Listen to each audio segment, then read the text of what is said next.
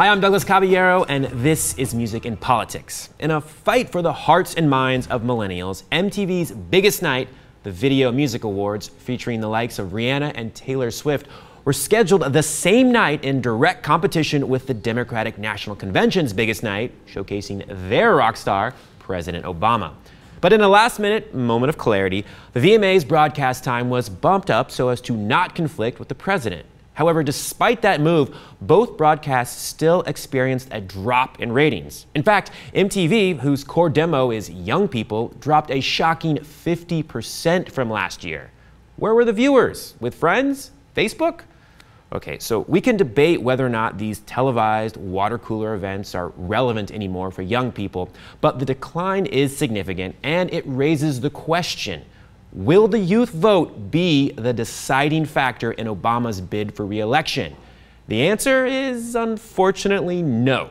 Despite these trying times for Gen Y, like difficulty finding jobs and getting stuck living with their folks, and of course, just general youth angst, the eligible voters between the ages of 18 and 29 are just not that interested in having their voice heard in this year's election.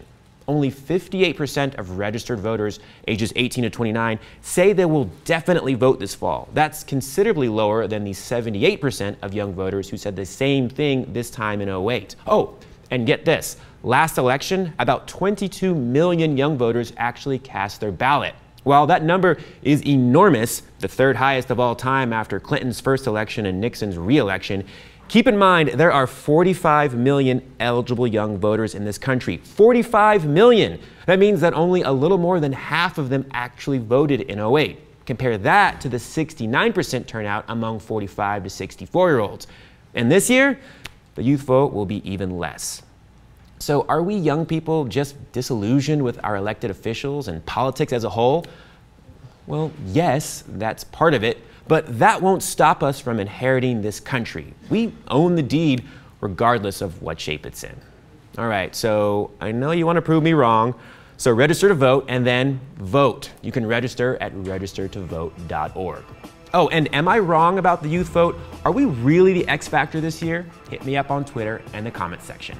I'm Douglas Caballero, and stay tuned for more music and politics on TYT.